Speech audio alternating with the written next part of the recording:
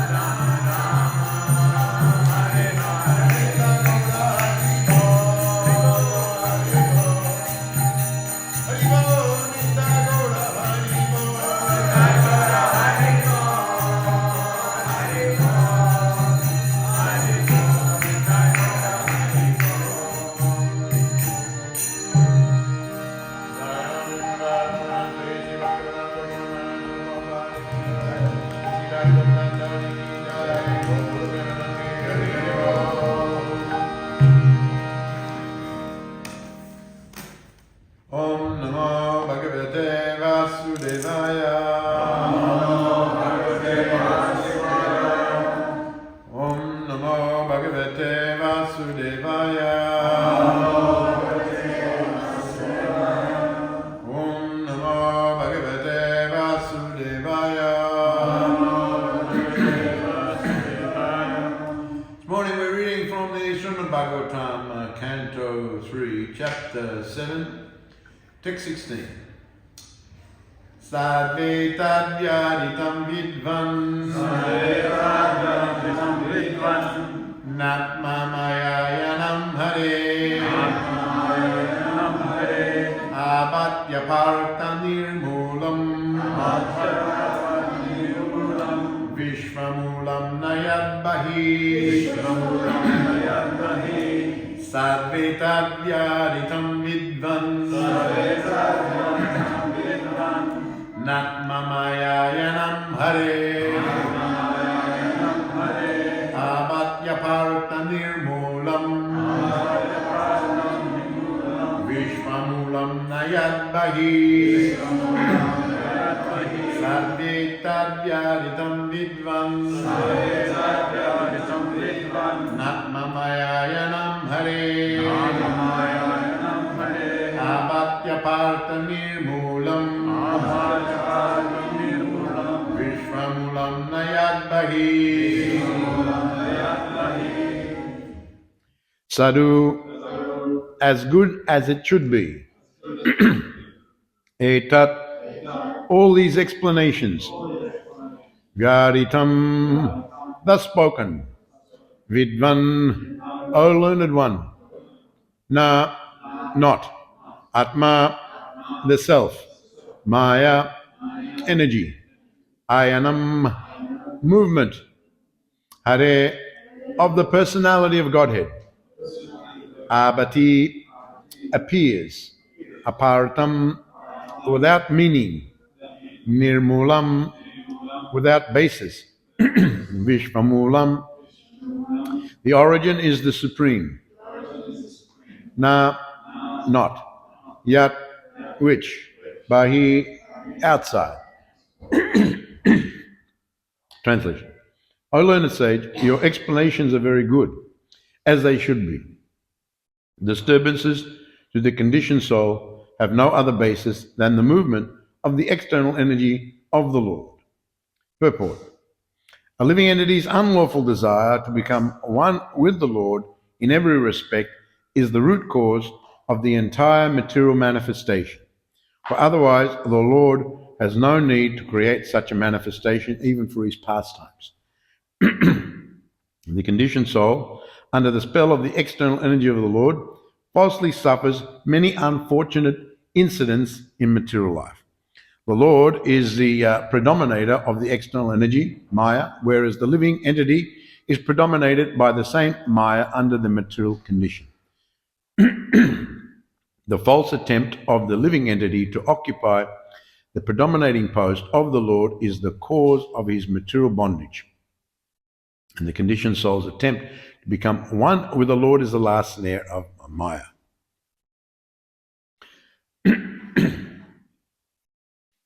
Sadvetad vyaritam vidvan natma maya yanam hare abatyapartam nirmulam vishvamulam nayadbahi. Translation. O learned sage, your explanations are very good, as they should be. Disturbances to the conditioned soul have no other basis than the movement of the external energy of the Lord. So continuing on, this same type of theme as presented by Vidura to Maitreya. He's very grateful to Maitreya. And as Ambika was giving the class yesterday, in yesterday's verse, all my doubts about the Supreme Personality of God and the living entity have now been removed by your convincing words. Now, of course, Vidura is a very elevated devotee, very, very attached to the Supreme Personality of God, Krishna. So when he speaks like that, of course, the even elevated devotees, they put themselves in humble positions, sometimes they actually feel like that. They actually feel that they're not very good devotees. They feel that others are good devotees. They're not good devotees. They're bad devotees. Interesting, interesting story. A godbrother recently told me that he said that he was saying that told Prabhupada that Prabhupada, there are some of my godbrothers are saying I'm not a very good devotee. I'm a bad devotee. So Prabhupada said, well, he said, whether they say you're a good devotee or whether you're a bad devotee, at least they say you're a devotee.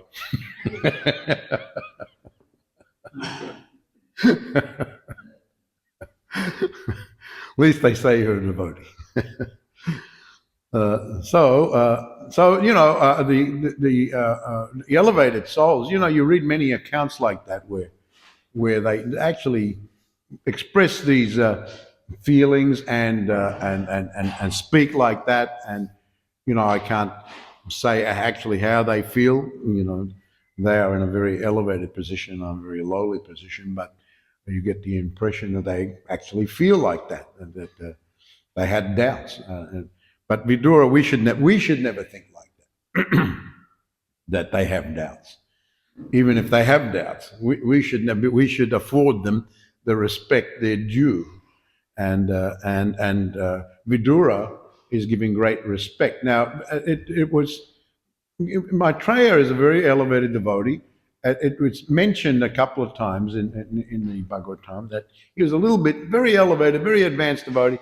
He was a little bit tinged with the element of jnana, you know, just knowledge. You know, he's very into knowledge, and you know, not on the top levels of the Mahabhagavat, but a little bit tinged with the jnana, but still very, very elevated. And so, but you know, he is afforded great respect. And Kachchin, what's that? The Kachchit Chuta. There's one verse from the Gita. Oh yeah, Kachchit Ichach Chutam Patat Vayakagena Chita. Kachchit Agana Sama Pranastaste Dhananjaya, where Krishna asked Arjuna, "Have you been listening to all that I've been saying with an attentive mind? Are your illusions and ignorance now dispelled?" So, and Prabhupada comments that Krishna assumed the position of the guru to Arjuna before their relationship while in the world was that very friendly, very affectionate on the very friendly level, informal.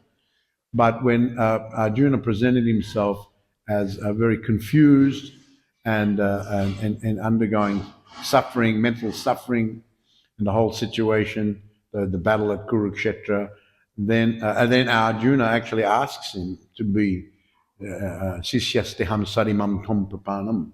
He says, I want you to be my guru and I'll be your Sishya, I'll be your disciple. Even though we're cousins and we're, you know, very friendly, informal. But now I want to take a different position and I want you to take a different position. And you be the guru and I'll be your Sishya, I'll be your disciple. So Prabhupada actually comments in that second chapter there that immediately Krishna accepted that position and immediately his attitude changed in that he became an instructor to Arjuna. He became an instructor. And then of course, this is Kachchin Etachchutam Pata. This is from in the last chapter of Bhagavad Gita, where have you heard all this attentively? And of course, Arjuna replies in the next one, Nasnamo Ashmiti Sabda. Yes, I've heard all that you have spoken, and I've listened with an attentive mind, and I'm prepared to act according to your instructions. So Arjuna is very intelligent.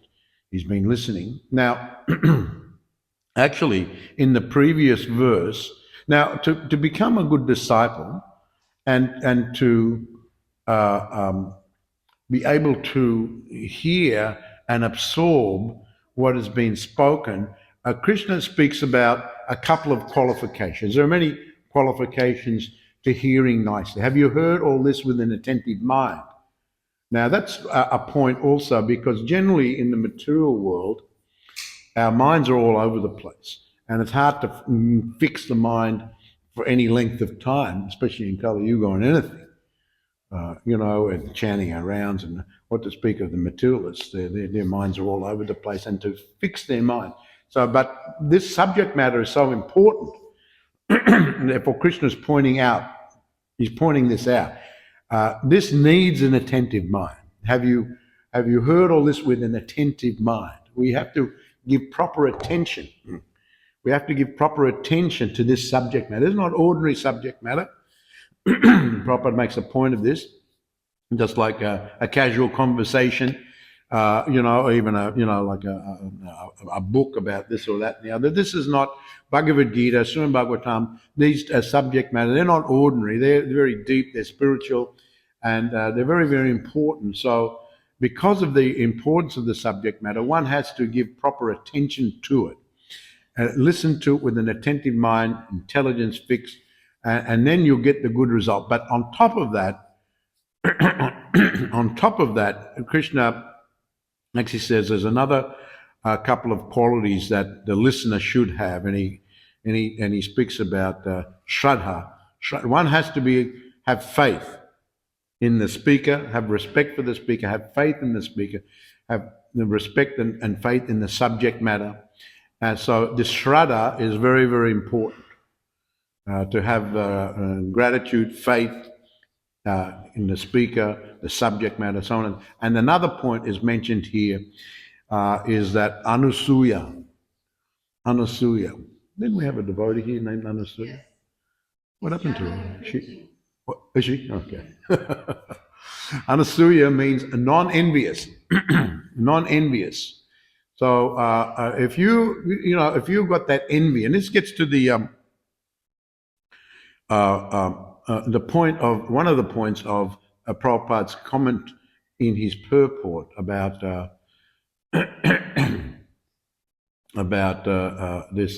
cause of this envious nature. It goes right back to our original existence in the spiritual world, where we want to be one with the Lord, or we want to be the Lord. So there's degrees of it as well.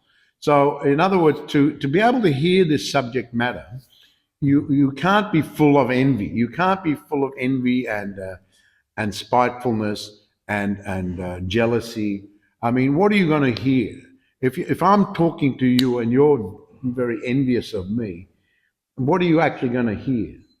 You're going to hear what you want to hear, or whether you hear anything at all. And even if you hear it, because you're envious, because you're jealous, because you've got some sort of malicious intent, and even in hearing, generally people are very envious. It's hard to hear from those people they're envious of. That's one thing. But maybe they've got a motivation for hearing from the person they're envious of, and that generally is because they want to hear it and then twist that thing around and present it in a very derogative way. And so that won't at all be helpful if one wants to make advancement on the spiritual path. So Krishna points this out to Arjuna in the previous verse, where he says, one who has faith and who is Anusuya, non-envious, then actually they can come to the point, firstly, they can come to the point of being freed from sinful reaction. He actually mentions this. One who listens with faith and without envy becomes free from sinful reactions, because one is the subject matter and the personality of the subject matter, or the personalities of the subject matter, so purifying that so much reaction to our activities, and especially sinful activity, is eradicated. Kechit kavalaya bhaktya. There's another verse from the Srimad Bhagavatam that even a glimpse of purifying devotional activity just eradicates so many reactions to our previous actions. Now, this is very important. Now, here Krishna, in this verse from Gita, he says that one can be, those reactions gone, one can actually be elevated to the higher planetries. It's actually phrased in there, the planets where the pious dwell. The planets where the pious dwell, the pious. So one can be elevated. So to go to the higher planetary systems in this universe, one has to be free from all these, and especially sinful activities and sinful reactions. Now that's, as was mentioned by, I think Sita in her class the other day, she was saying that the taking up devotional service, chanting Hare Krishna, engaging in so many nice activities, one makes nice progress on the path of Krishna consciousness, and almost a side effect is that one's sinful reactions are eradicated. The real goal is to develop love of God, Krishna Prem, come to the point of Bhav Prem, and that is the ultimate goal. But at least if one listens to this message with faith and in an non-envious way, then one can be free from sinful reaction. Now, this is important in one sense, because if the living entity, here Prabhupada says that, or actually in the verse it is said, Abat Yaparatam Nirmal, it said that disturbances to the conditioned soul have no other basis other than the movement of the external energy of the Lord. Now, of course, the root cause, now Prabhupada makes an emphasis of this, that the root cause is this envious, or he actually puts it in this unlawful desire to become one with the Lord in every respect. This is an interesting point also. Now, we are one with the Lord, there's no doubt about that. We are one with Krishna. We are one with each other, but in a certain way, not in every respect. I noted this use of this phrase, not in every respect. And this is the mistake, and this is the root cause of this gigantic material manifestation. In one sense, one could think, the Krishna's gone. Okay, so the living entities in the spiritual world had this desire to be Krishna, to be separate and just be the one, and predominate and just be the center of everything. But why go to this huge endeavor? Of course, this huge endeavor is not such a huge endeavor for the Supreme Personality, but it seems a huge endeavor for us because we're in it. And this is why these terms are used. It was used in yesterday's verse, also in the purport. Prabhupada mentioned it. The predominator and the predominated. Now, the predominator, that means the energy comes from Krishna. He is totally in control of the whole thing. He is not under the jurisdiction of that. But the living entity, even though we're certainly one with Krishna. Spiritually, we're one with, but not in every respect. Not in every respect. Krishna is very great, unlimited. Whereas we're one spiritually, our position, we're spirit soul. Krishna is also spirit soul, but he is the supreme. So there's a difference. There's a difference. Now, when one is somehow or other, one can come to this understanding and accept it and actually surrender to it, then the beginning of your path begins for spiritual advancement. Without coming to that, you'll always remain in an illusion. And Prabhupada actually mentions this at the end of his purport, where he says the last snare of the material illusion is this thinking that you're one with God and you are God. And all together we're God, a different kind of permutations of that kind of philosophy. And I was just reading something, Prabhupada commenting on the French philosopher Jean-Paul Sartre about he was talking about existentialism and had philosophizing about it, and he was a confirmed atheist, and and he was against the existence of God. He was he was all for the existence of man and humanity, but there can be no existence of God. And Prabhupada actually commented that this is actually illogical. If there's no existence of God, why even bring it up? If you're so concerned with just the existential position of humanity and man, then why even bring up something else? But even so I can understand Prabhupada's point there, that why even bring it up? Why even mention it if you're not even considering it? If there might even be a possibility that the Supreme Personality of God, it exists, actually. If you don't even think in that way, why even mention it? But Sattva had constantly brought this up to negate it. But he says this is illogical. His line of logic is irrational. And then he said, actually, what he wants to say is that I don't want God to exist. That's what he really means.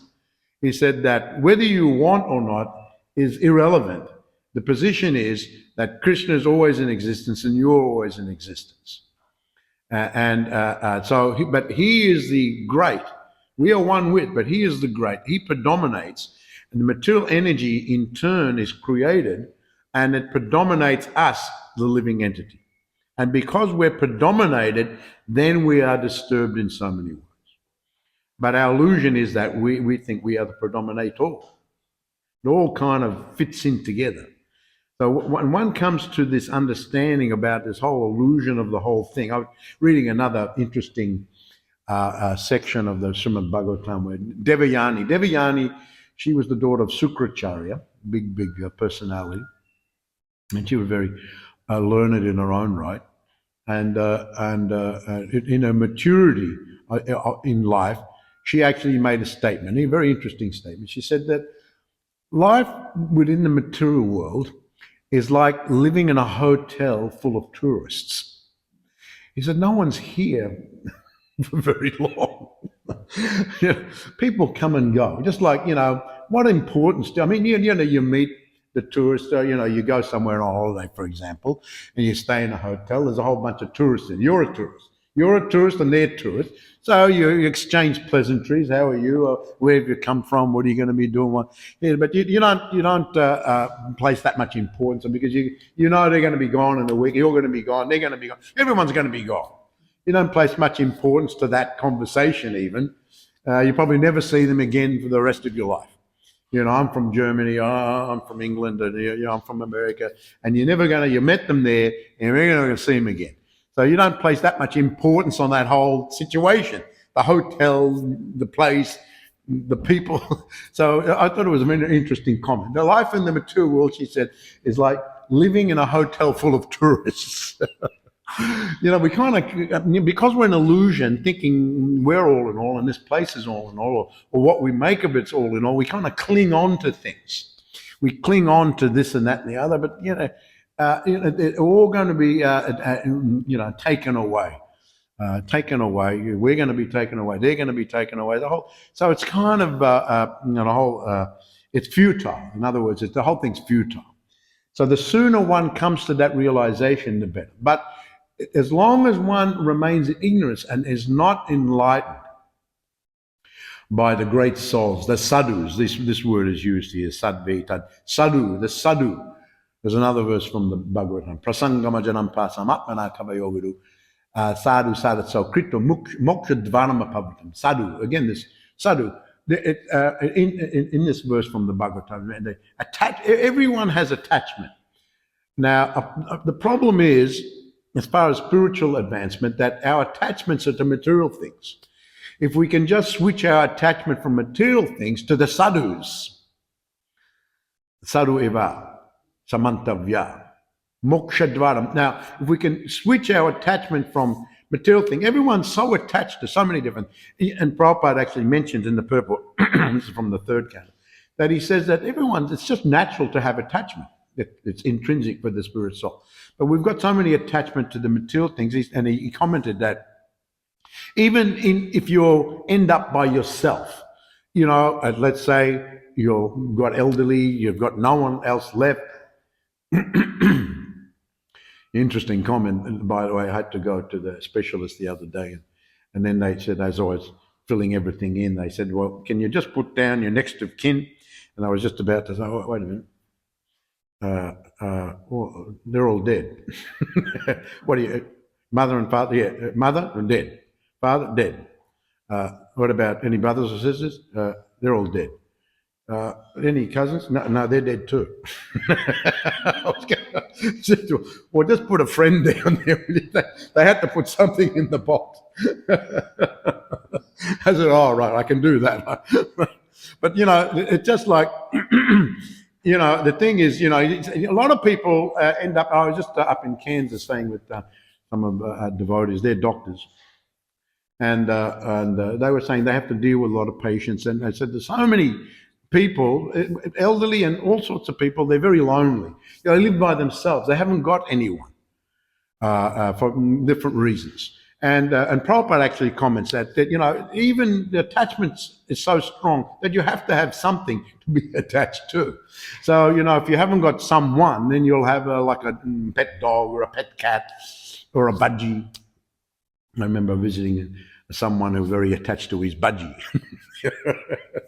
His whole day just thinking about his budgie.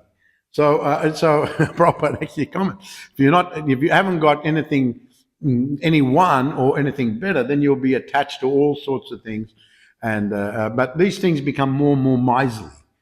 But if we actually if we transfer our attachment from the mundane things to the spiritual things, to the Supreme Personality, but sadhu eva samantavya, or to the sadhus, and here this is stressed here in these verses, that, and Vidura is expressing his gratitude. And he says here that that Maitreya, all my doubts, have been removed. And he says, your explanations are very good. Very good. Sadhu. Just like sometimes we'll say, sadhu, sadhu, sadhu. Someone says something very nicely. In Mayapur, this happens quite often. Or when we're having a meeting, I know when we go to the GBC meeting, someone will get up and make a profound statement, and others will say, sadhu, sadhu, sadhu. Sadhu, sadhu. So it can be the person sadhu, and it can be actually what is said is very, very auspicious. Sadhu, sadhu, sadhu. So sadhu is your explanations are very good, and as added here, as they should be. So someone who's actually a sadhu, of course, someone may be rubber stamped. Mahatma is a great Mahatma, and Prabhupada actually comments that just because someone's got long hair and a beard and wears saffron robes doesn't necessarily make them a Mahatma or a sadhu. It's how they act, how they speak, and so on and so forth. How you dress is one sense irrelevant. Of course, the sadhus do dress too, so they can be easily recognizable. But that one who is actually intelligent is not going to just base their opinion on how someone looks. Someone may look in all sorts of ways, but how they act and how they speak is actually more important, is much more important. And I remember one time Prabhupada said that, someone can look in all sorts of ways, but as soon as they open their mouth and start speaking, immediately can be revealed as a fool. Right? Because they may look very knowledgeable, but they start speaking, everyone knows, just like someone can present themselves as a doctor and fool a lot of people, but if there's any real doctors there, they'll know immediately, what's this guy talking about? This guy's not a doctor. It fools the people who don't know anything about it, but someone who actually knows, they know immediately. This person's talking all nonsense. So therefore, here Vidura is saying that you are a sadhu. What you're saying is so nice. It's elevated me beyond the doubts of ignorance of the world, and it's put me on the spiritual position. And you're a sadhu, and your words, they should be like that. They are like that. So someone who's a sadhu, when they speak, it'll have so much effect. Prabhupada also has mentioned that, especially the great acharyas, he says that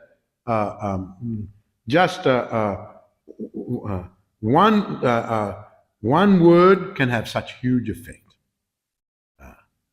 Little word, little action has such a huge effect. You see, so this is sadhus, this is guru and sadhus. And so your explanations are very good. And unfortunately, we're stuck in the material world thinking all sorts of things. And we have to come out of this ignorance and come to the light of transcendental knowledge, as I said. Now, the external energy, because we're thinking we're dominating in some way or other, first of all, we're in it. That's the first thing, due to our envious nature. We're in it, and then everything becomes even more complicated by actions and the reactions to our actions. So long as one is getting reactions, very hard to pull your head out of it. So Krishna very kindly, someone who takes up the spiritual path, even a little bit of engagement in devotional service, then just a little bit, Kechit Kavalaya, Bhakti Vasudeva Parayana Agam Dunvati Katsa, Niyanam Eva Bhaskara, just like when the sun comes up, it immediately dissipates that darkness. So just a little bit engagement in devotional service dissipates the darkness, and the reactions to the karma are gone. Reactions to karma. Of course, you can create more. That's another thing. But the reactions are gone. And then that frees one up. If one is getting all reactions all the time, you can't get your head out of it. It's enough that we're in the material world, entangled in so many ways. And then when you act on top of all that, and you get karma. Some of it's instant karma. You've all heard of the term instant karma. You get reactions immediately. Some comes after a few years. Some comes later in life. Some comes in the next life. Some comes after many lives. We've had millions of lives before this one. So it's all very entangling. So at least Krishna is so kind. You take up the path. You have this faith, the shraddha. You're anasuya. You're non-envious type of person. Then the reactions are eradicated. That clears the road to a certain extent. It clears the path. All right, so you don't have to worry about all these reactions coming on your head. Clears the path. Then you're a little bit more freer to go along. This is what happens. Otherwise, according to your actions, and you get reactions to your previous actions, and then how you react to that, will give you future reactions as well. And how you react to that give you future. So very entangling. And because of acting in ignorance, there's many unfortunate incidents that happen in our lives. Many very unfortunate. Very, very unfortunate. And they come about sometimes knowingly or unknowingly they come about. So all this can be avoided by transcending the whole situation. Sometimes you just have to bypass, just like if you've got some problem with the electric wiring in your house, can be really, really bad. You call the electrician, he comes and has a look. This is really, really bad.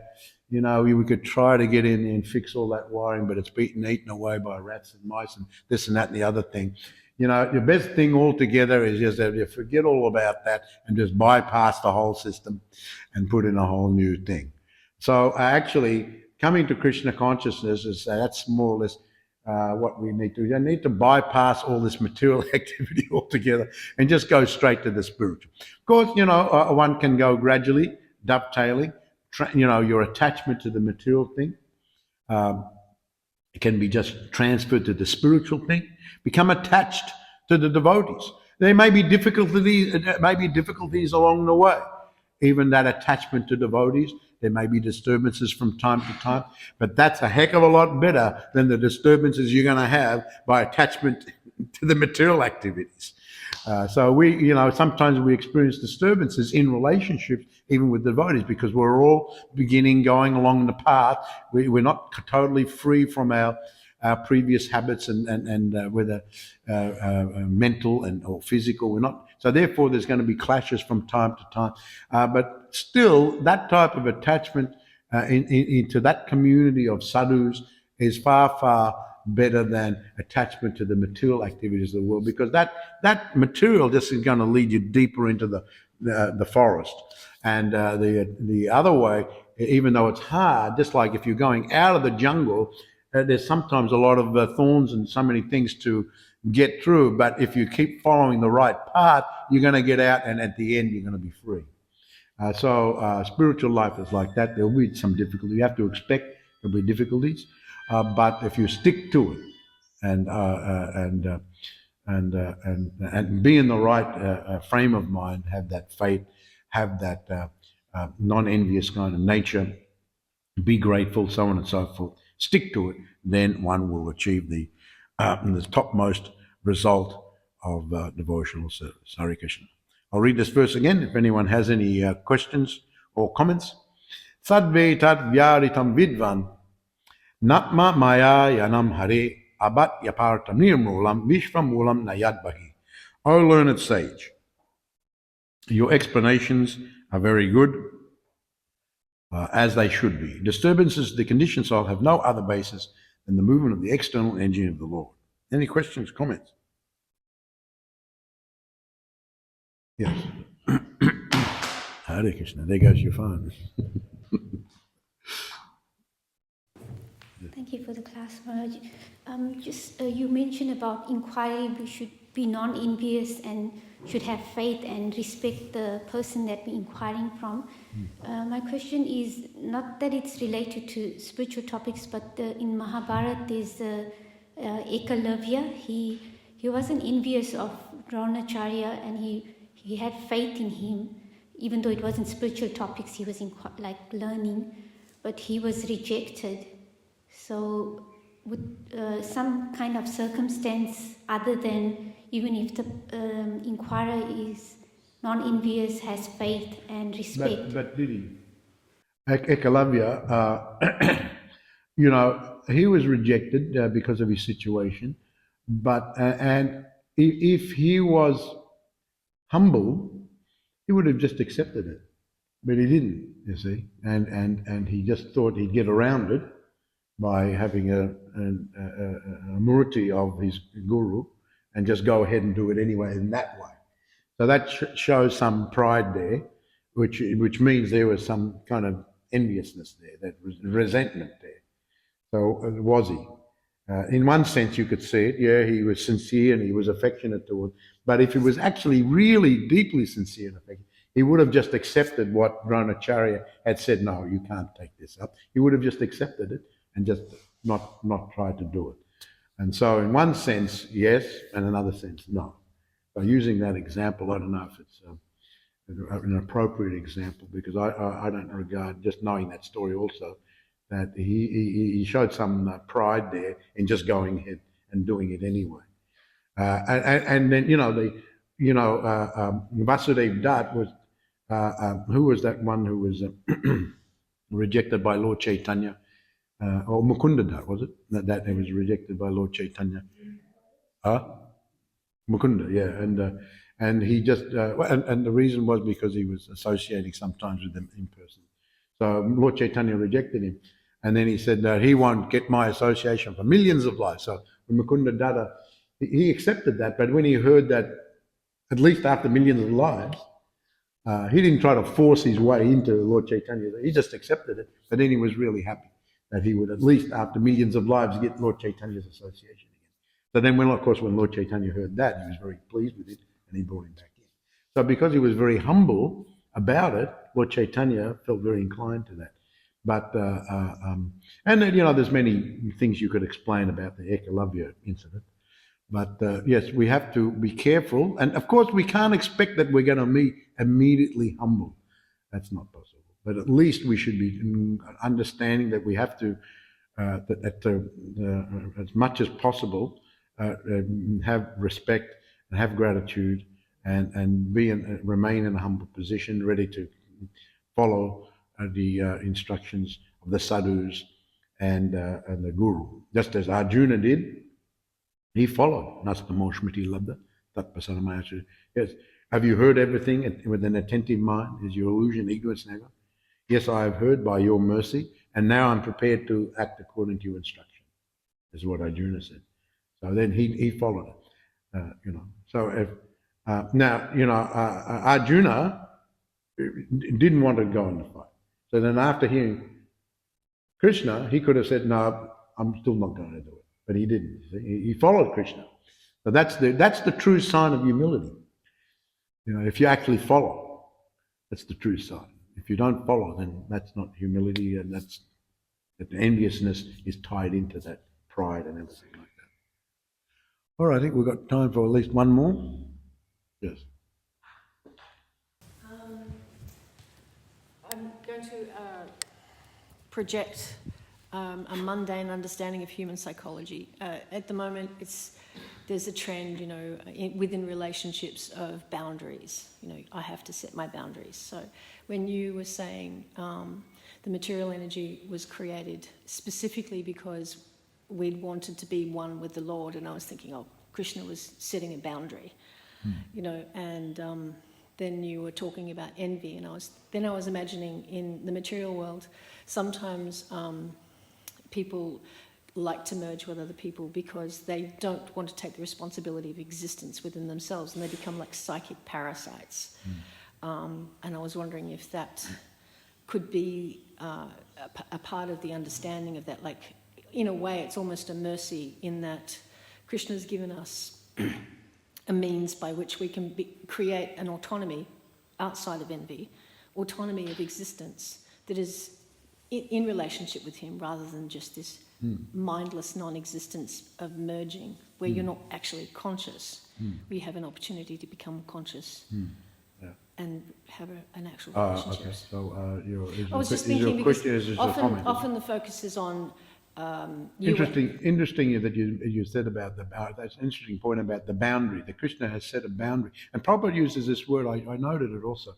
Is this unlawful desire? He uses this word, living entities, unlawful desire, and that's very much fits in with what you said about a boundary. Now Krishna set the boundary. You want to be one. You are one with me, but not in all respects. That's the point I was making. Ben Prabhupada says it. He wants to be one with the Lord in every respect. You can't be one with me in every way. That's just not who you are. So therefore, I've created this world just so you can think like that, at least, because you're so attached to that idea. But there are boundaries. This is the material, and this is how it works, and you've got to fit in there. And therefore, Prabhupada uses this word, living entities, unlawful desire. Still, even within that, he still thinks in that way. So it's an unlawful desire because you're going against the boundary of the whole situation that Krishna's created. Yeah, but the other point about autonomy, Krishna gives us somewhat, of course, we've got our autonomy, but there are boundaries there as well. So we have to realize our boundaries. And at the point, one of the real problems is we don't realize our boundary. And we always want to go beyond what we're actually capable of. And the sooner we realize what we're actually capable of and what we should be endeavoring for, the better we're going to be. But if people are trying to be something they're not, and that's going to cause a lot of problem, as we can see everywhere. All right, Hare Krishna. Jai, all glories to Prabhupada ki jai.